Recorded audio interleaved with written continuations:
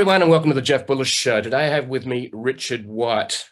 Now, Richard is the CEO and founder of Fathom.video, which is an interesting AI-supported transcription service. I'm maybe not describing it correctly, but we'll get Richard to tell us in more depth about it really does. Richard is the founder and CEO of Fathom.video, a free app that records, transcribes, and highlights your calls so you can focus on the conversation instead of taking notes. Fathom was part of the Y-Combinator W21 batch, is one of only 50 Zoom app launch partners, and is one of the small handful of companies Zoom has invested in directly via their Zoom Apps Fund, which is quite an honor. Prior to Fathom, Richard founded UserVoice, one of the leading platforms that technology companies from startups to Fortune 500 use for managing customer feedback and making strategic product decisions. UserVoice was notable for being the company that originally invented the feedback tab shown on the side of millions of websites around the world today. Richard previously worked on Kiko, a company in the first batch of Y-Combinator with Justin Cahen and Emmett Shear, who subsequently went on to found Twitch. Richard is passionate about designing intuitive productivity tools with delightful user experience. And I'm sure there's a bit of AI in there somewhere. So, Richard, welcome to the show. Thank you very much for being here as you dial in from the middle of Silicon Valley, in fact, the middle of San Francisco. Thanks for coming on the show. It's an absolute pleasure to have you here. No, thanks for having me, Jeff. So, Richard, in looking, doing a bit of stalking on you about, on LinkedIn and also the bio you gave me, you've done a BA in computer science. Is that correct? I think, isn't it? Yep. In a past life, people used to let me ship code. They don't let me do that anymore, but that was where I started. Okay, right. So, what did you fall in love with computer science, or was that something so like this is an opportunity to make money? Was it a passion project or something that you just said, I really love doing this? How did the passion for technology science emerge for you? I'd like to be interested in what it looks like. Well, to date myself, I graduated with my comp sci degree in 2003. So I went to college in 1999. So probably only myself and one other person, a good friend of mine, were the only two people I think in the computer science department that weren't there because they were told it was a good career. I actually got started programming when I was 10 or 12, I think. Right. Okay. So very fortunate that my father one day brought home this computer and just would let me tear it apart and play with it. And, I think I started off playing video games on it, but eventually learned to program on it and mess with it and things like that. So yeah, was hacking on computers and building websites and stuff from a really young age, actually. So did you actually, because there used to be a stage where you actually built your own computers. I don't know whether you're in that era. Were you building? I was in that. I was old enough to remember that. Yeah, we built our own computers. Yeah, because it used to be, well, I went to, it was almost like building a pro cycling, machine, really. You're going, okay, I want fast bearings. I want a aerodynamic frame. So for a computer, it would be, I want a faster hard disk. I want a lot of storage. I want a bigger screen. So I'm sure you did all that. You took a lot of pride in it too. You're like, look at my thing I built. It's, I remember having this, it was probably about 3.5 feet tall, kind of tower, right? With a bunch of stuff in it. And now it's kind of funny to think about it. I just grabbed the latest MacBook and call it a day, right? But yeah, back in that day, there was a lot of optionality. I felt like it was like everyone's building these kits, if you will. So yeah. Well, I even remember, I'm not that tech, but I remember taking the cover off, PC compatibles and IBMs and actually plugging in a new memory board, for example, so because it was slow or whatever. But yeah, it was, and also they're very impressive, especially gaming machines. It's like a tower of power almost, isn't it? It's like, okay, here's my other brain and look how big it is, right? Yeah, doubles of the space heater too. Okay, so you go to uni because you're passionate about it. Dad, luckily, had identified that and brought home, a computer for you. So at uni, were you doing any side hustles, anything like that? University was actually probably the only place I wasn't doing a side hustle because I was just having too much fun being in university. In high school, I had the #1 website for PlayStation cheat codes, which made I think $400 a month in ad revenue. I also had a little thing where I would this back when you burn CDs, burned CDs for for kids in my high school, like would make Hmm. mixtapes, if you will, on CDs. I did it for both students and teachers. And I'd sell you these mixed CDs for like $20 and you meet me in my car and I'd give you your CD. And then I'd also have these fake Oakleys I got shipped from New York and I'd sell you some fake Oakleys too. So I had a lot of side hustles in really elementary school through high school. And then I just had a lot of fun in college and kind of got back to the startup stuff afterwards. Yep. So you've been in tech essentially about 20 years. So there's been quite a few changes in that time. So social media emerged in the last 20 years, really. So it was early 2000s. I think we had MySpace, and I remember my kids rushing upstairs to go and try and get to the computer first after dinner because they actually wanted to get on. And of course, Facebook overwhelmed MySpace. Sorry.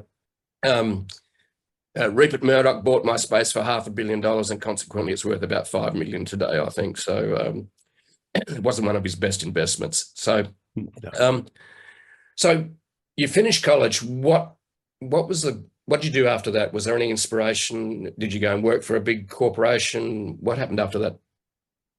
I worked for a couple of small corporations. I actually tried to do a startup right before college, and it was like a video server software. And I just really struggled to find, I grew up in North Carolina, and I really struggled to find other entrepreneurial minded folks. Everyone kind of wanted to just go, folks I knew could program wanted to go work at IBM or, be a freelancer or something like that. So after college, I actually, as I mentioned, I was having too much fun in college. So instead of going to work at IBM, I went to work at these smaller kind of development shop agency type places. And I worked at a couple of them. I'm not a very good employee is what I learned from those two experiences. And thankfully, kind of a year into my tenure at the second spot, I've been talking about some side projects, things I wanted to build, some sort of products I wanted to build. And one of them was an online calendar. So you can think of Google Calendar before Google Calendar. It's just that it was kind of Gmail came out and I was like, oh, this is cool. I want to build the calendar version of Gmail. Not a super unique idea, but there it was, right? And a colleague of mine was like, oh, you missed it. Someone just built it. And he sent me this TechCrunch article of these guys that had built this calendar. It was really, I remember looking at it and being kind of bummed, oh man, they beat me to it. They got this, that's what I wanted to build. And then I looked at it and I was like, gosh, it's really technically pretty impressive, but my gosh, is it poorly designed. It just looks like Bad crap. UX. It's really hard to use. Bad UX. And even though my background was computer science, I really wanted to be a product designer. Partly because I thought programming was going to get automated away. And I was like, well, I should push into more creative pursuits like design.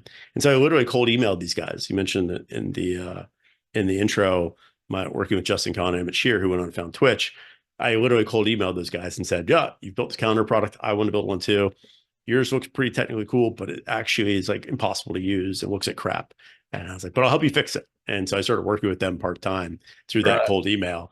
And that cold email was one of those sliding doors moments in my life, because I was, living in North Carolina. Probably if I don't send that email, I would have bought a house, would have gone to work at IBM. We wouldn't be having this conversation, but instead I ended up working with these guys, ended up, going up to Boston during the coldest weeks of the year, working with them in the first batch of Y-Combinator, which now has turned into one of the best startup communities in the world. So I really lucked into the ground floor of something really amazing in that community, which brought me out to California and completely changed the trajectory of my career. So you did that. How long were you there for? Is it a year or? So I worked with Justin and Emmett probably for about a year. Maybe not, we basically built this thing. We made a new version. I helped them design the new version. It was a lot easier to use. Then I think we had this realization that we were three guys right out of college. None of us had even used a calendar before, and we were like, do we think we're actually the people that are going to make the billion-dollar calendar business? And we didn't think that was true. So Justin had the idea to sell that company on eBay. So we ended up selling the company on eBay. And it was kind of this hilarious thing where people made fun of us for the first 3 days, and then it sold for $250,000 on eBay. And then I remember TechCrunch wrote articles is this the future of M&A? And I was like, no is the answer to that question. But it was a really fun ride. And again, got to meet some great folks. We shared the Y Combinator office with Reddit. So the founders of Reddit were in the same room with us. And I was, watching them talk to themselves all day on fake accounts to create community. And so those are all still my best friends to this day. So yeah, worked with those guys for about a year. They went off to do Justin TV, which turned into Twitch. I did not join them for Justin TV, which, my financial advisor would tell you it was a mistake. But I remember this was before it was Twitch. It was Justin wearing a camera on his head, live streaming his life. And I was just like, I see a lot of challenges in that business. I don't see any product design challenges. And that's kind of what I want to focus on. So Right. I went off and did a different startup instead. But that's what kind of got me in that group, got me out to California and really in the slipstream of like really great startup community. So you mentioned that you founded UserVoice. Was that shortly afterwards, or was that? Correct. Yeah. Yeah. Okay. And it was actually all of my startups, I basically have this weird, it's not that weird, but every startup I join is a problem I saw at the previous company I was working at. So I joined Kiko because I was like, oh, we need a better calendar. Why isn't there like a Gmail for calendaring? At Kiko, when I was running product design, we had enough users where I was getting tons of user feedback. And I was like, I'm spending hours a day reading customer feedback, user feedback, which is not a bad use of time. But gosh, there's got to be a better way to do it. And working across the room from Reddit, I was like, Reddit for customer feedback. That was UserVoice, basically. I built Reddit for customer feedback. And then at UserVoice was doing a bunch of user research on Zoom. And that's what led to Fathom. So I've been very fortunate to keep stumbling in these ideas that are pain points of mine that turn out to be pain points of lots of other people as well. Well, typically a lot of the success stories of startups, especially in the last 20, 30 years, is basically solving problems. And some of them end up being global problems because now we actually have a connected global world connected by internet and the web. And, for example, I'm sure everyone's heard this story, but, Uber was started because two American guys were stuck in the rain in Paris trying to hail a taxi and said, there's got to be a better way than getting wet waiting for a taxi to show up. And Uber was born out of that problem solving. So, which today we find we love because, Saturday night in any city is trying to hail a taxi is basically a nightmare. Add a little bit of rain and cold and Possible. Yeah. So what was the inspiration for Fathom? Okay, let's go straight to Fathom then in terms of, because we're going to talk more about AI as well in terms of how you see that playing out. So when did you start Fathom and what was the problem you wanted to solve with Fathom? Yeah, I mean, I think, right before the pandemic, I was still working at UserVoice. I was doing research on products and we were thinking about new products we could build. And so we were on a lot of Zooms with a lot of potential customers, doing user research, asking questions. Do you have this pain point? What about the solution? And, while I'm doing that, I'm doing like, I think at this point I was doing something crazy, like 10 to 15 of these calls a day, back to back to back, 5-minute break in between. So I could, take the notes I'd scribbled down or typed out furiously while talking to someone and turn them into something better. And then, once a week, I'd synthesize that into something better, distill it to the team. And it was that point, it's like, it's classic, like you stub your toe on corner of your counter once a month, and you don't do anything. You stub your toe on it every day. You're like standing down the corner of that cabinet, right? And that's basically what happened here. I was like, okay, this product workout is kind of cool, but what's a real pain is I'm terrible at talking to someone and trying to take notes at the same time. I'm always missing something. It's super stressful.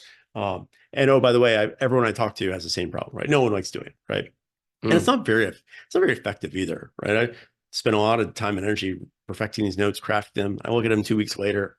I don't remember which meeting that was or person that was. And, I'd hand these notes off to my team to try to like, hey, here's what I've learned.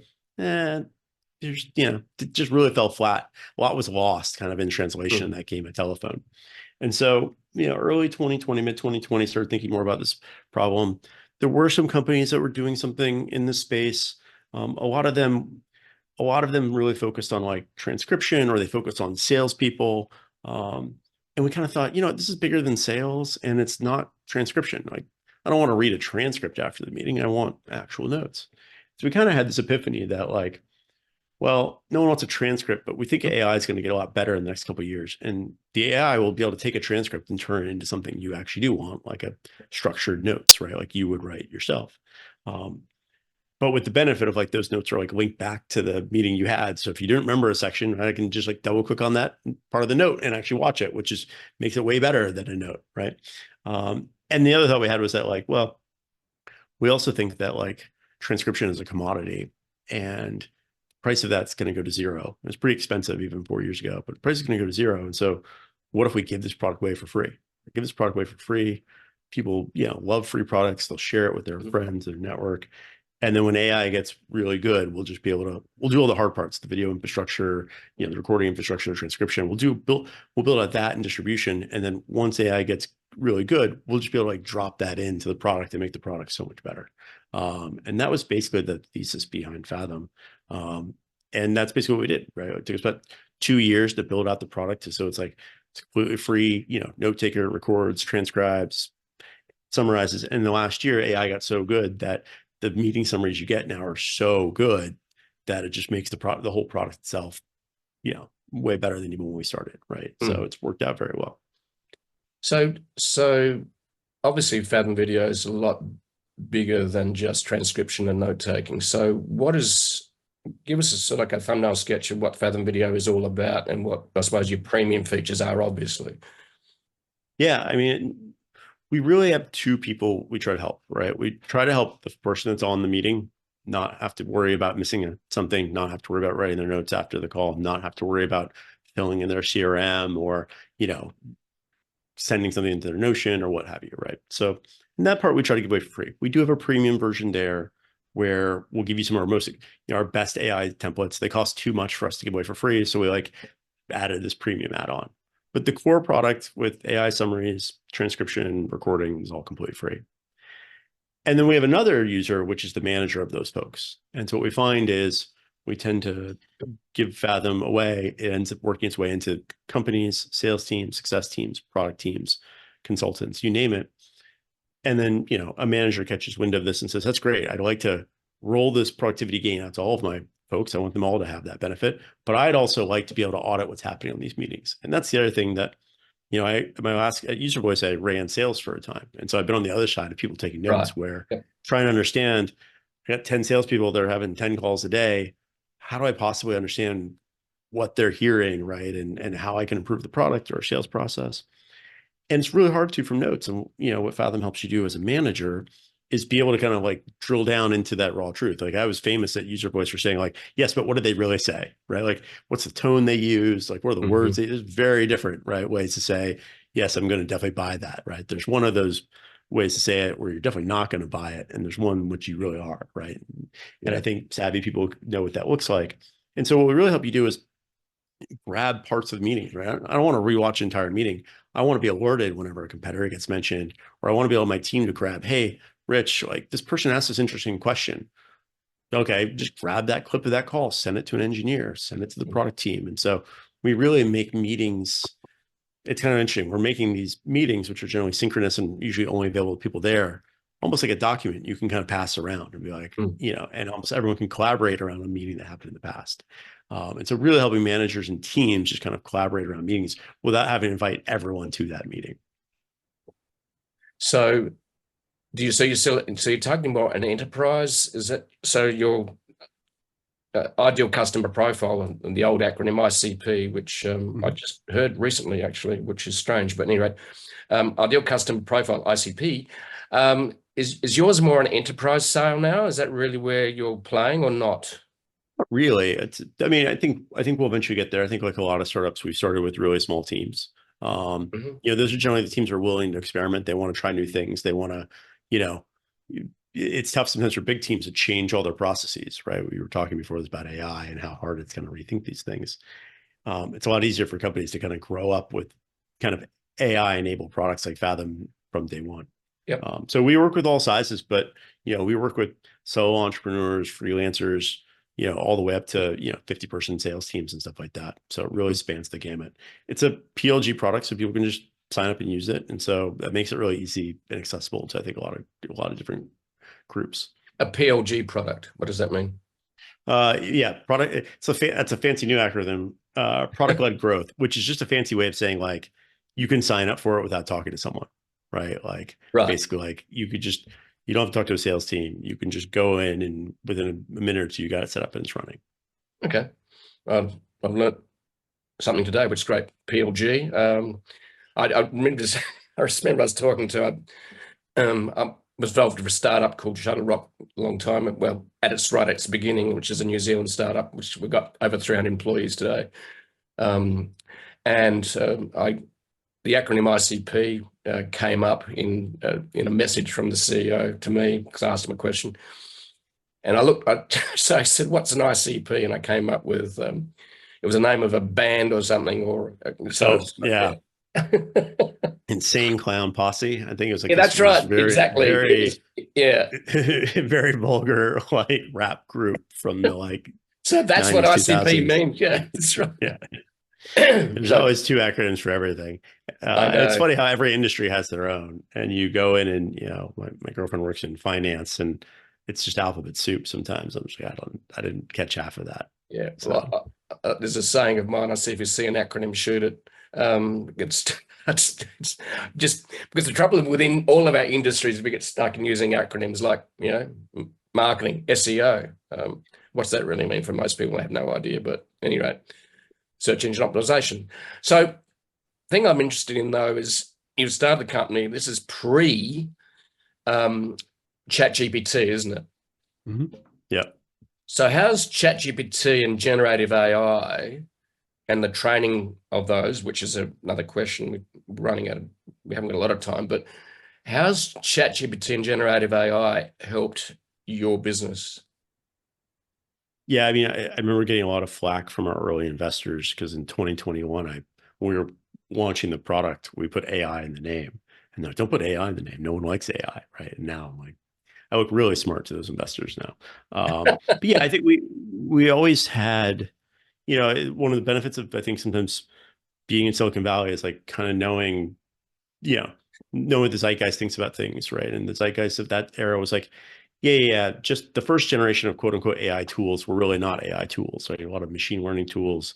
On the back end, they were really unsophisticated, which is why they weren't that good. But there was a general consensus that these tools are going to get really good in the next couple of years. And like I said earlier, like we kind of predicated Fathom on that idea that one, transcription costs would go down to zero, but two, that AI would get really good. And so we built out a few tools in advance of that to help you use Fathom without AI or with some really limited AI. But the expectation was always that at some point, you know, ChatGPT or something like this, some sort of AI will come out and we'll be able to use that, and it's just going to make everything so much stronger. It came a lot faster than I think most folks I know, including myself, thought. Right? I think it's at least a year, maybe two ahead of schedule, sort of thing. But when it did, obviously, it created probably the greatest gold rush we've ever seen in tech, or at least I've seen in my lifetime. And so, you know, it's really exciting because took a long time to build out the core of this product. It's pretty complicated actually to build this like infrastructure for real-time video streaming, recording, transcription, you name it. But now on that foundation, we can, with AI, quickly build out a lot of new features and functionality, really that are really magical, right? Like the stuff you can do with the large language models is, you know, I've been in tech for a while and I'm still kind of like every day, like, I can't believe I can do that. That's really cool. And not only that, it's like every 6 months, it gets order of magnitude better right now. Right. And it's unclear whether that trend will continue, but certainly there's so many opportunities to improve a process or improve some product with AI right now. Yeah, it's interesting. I was reading a discussion the other day about, you know, things like Moore's law, and is there an algorithm growth law that will, because Moore's law is about processor speed doubling every 2 years, and pretty well stuck to that for the last, I think, 50 years or something. The thing about AI, and especially in generative AI at the moment, is it's not doubling every 2 years. It's like, I don't know 6 what months, it is, but months. Yeah. Might be within months. So we got this sort of exponential growth curve happening that is happening in front of us. So in terms of AI, I'd be interested in your thoughts on what do you think it's going to do to industry? It's a big question, but where do you see it for you, and also generally, where do you see AI going in terms of helping business grow, developing tools, helping, you know, entrepreneurs run $1 billion business with only 5 people, for example? Where do you see the big opportunities with generative, you know, AI, ChatGPT, and the big language models? Well, I think, if you go back 15 years, there was this big shift where things like open source made it so much easier to make software, right? It Yeah. used to be you had to raise $5 million just to make any piece of software because Yeah. everything had to be bespoke. And then the concept of open source came out, and then it really went wild in the 2000 teens, and it made so it's really easy to make software. Um, the problem is you'd have all these software businesses, and support them, you'd have these very, people intensive, labor intensive operations things to back them up, right? Support teams, sales teams, marketing teams, you name it. And so, though the software can scale pretty well, the operations is still scales linearly with usage, sort of thing. And so that it kind of enabled like proliferation of a lot of small companies. It's easy to get started, build some software, but it doesn't scale. It gets really challenging because going from 10 people to 300 people is really challenging, right? Like organizing that many humans gets harder and harder at scale. And I think even if AI advancements stop today, right? Because there's some people think it's going to plateau for a minute, some people think it's going to keep on the trajectory. I kind of think even if it doesn't move an inch for the next 10 years, there's, even with the current proper language models, so many opportunities to improve processes in companies, right? Like there's so many things, that you kind of look at. And I think we're kind of fortunate in that we're a small company growing up in this era. So we don't have to think about how we remake processes. And we've already got all these people we've hired to do this sort of stuff. We can kind of start from the ground floor, being like, great, before we go hire 40 salespeople, let's look at like how we'd use AI so we'd only hire 10, right? And it's pretty exciting and also scary at the same time, right? From a societal perspective. But as an entrepreneur, it's really exciting in terms of just like so many opportunities to build businesses. I know so many people that were semi-retired that were like really good, like tech builders that are like coming out of retirement to start companies now because, it's such a gold rush, and not just from like a funding perspective, but there truly is so many use cases out there you can apply these things to. You mentioned ChatGPT. I mean, ChatGPT is pretty cool, but I think almost no one wants to use an open-ended interface, right? Like it reminds me of the old school. If you remember the old like DOS video games where it's like, you hear a wind and you got to type in some answer, and like 90% of the answers you give, it's like, that didn't work, right? That's how it feels like sometimes with ChatGPT, or like you don't get the best answer. So there's this big kind of like gold rush of people taking what the LLM can do and finding specific disciplines and be like, Yes.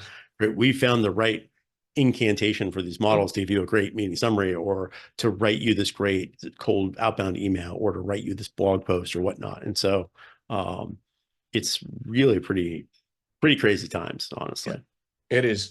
And I think you described it well, is that, ChatGPT is a general model. In other words, everyone's leaning into how can we actually use it for very specific niche needs. And I think that's where the option lies, with more tools, better tools, and combinations of tools that we haven't thought of before.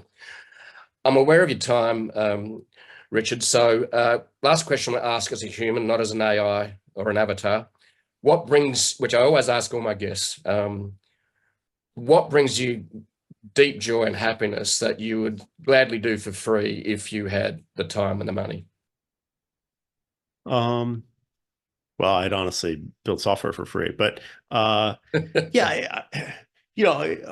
honestly, the thing that makes me love building software products and building companies like this is the fact that I get a lot of joy out of getting messages from users saying like, I love this product. It saved me so much time. It's made my life easier, sort of thing. And like, I don't, and I think a lot of the best founders I know have that kind of same mindset where they're kind of just like, first and foremost, I'm excited to just put something out in the world that makes the world a little bit better. Outside of that, though, I feel like I was also very fortunate along the way to have, I think, one of the things, I mentioned I grew up in North Carolina. I've now been out here in San Francisco for like 15 years. And I know quote unquote, Silicon Valley gets a lot of flack, and rightfully so. But I will also say that the core culture of Silicon Valley is one of like giving. And what I mean is that like people don't care as much about how much money you make or blah, blah. The social capital here is like, what have you built that's cool? And like, how helpful are you to people? And it's always impressive how much here really powerful, smart, influential people will trip over themselves to help others. Yeah. And I was a benefactor of that and coming up. And so whenever I get cold emails from founders, whenever possible, I try to take those and give whatever advice I can. And I hope they only listen to about the right third of it, right? Because, you know, I'm sure I'm wrong 2/3 of the time, but I think that's kind of the ethos of Silicon Valley that I want to kind of pay it forward or pay it back on is everyone here is just super open to like, hey, let me, you know, we're not, I think if you go to New York, the finance world, everyone competes and they're all kind of like, it's a very cutthroat. Everyone's get each Dog other. eat dog. Yeah. Dog eat dog. In San Francisco, at least in the tech industry, it just feels like we all want to help each other build. We're all building our own Lego castles, right? We want to help everyone else build the best one, right? Because we just fundamentally believe that like the world is better for having these tools and these things in place, right? So that's what I get really excited about is just meeting, you know, young founders and new founders of any ages, and you know, seeing if I can help them cut a few corners, right, and not fall into a few of the traps that I fell into, sort of thing. Cool. I know time's short, but great to hear that. And at the end of the day, you've just confirmed, I think, a nearly 90-year-old Harvard study, which says that the thing that brings us most joy is other humans and the connection with those and making a difference. And sounds like you are. Thank you very much, Richard, for sharing your ideas and experience. I wish we had more time. We might loop back in a little while and see how things are going and maybe have a longer chat. But thank you very much for sharing your experience and expertise and wisdom, and look forward to catching up in real life one day. San Francisco is a great city and I've been there many times. So thank you very much. Have a great rest of the day. And we're about to compare the transcription of 2 different services, including yours. I'm sure yours is going to be really, really good. So, but yeah, thank you very much, Richard. It's been an absolute pleasure, mate. Jeff, thank you for having me. It's been fun. Okay.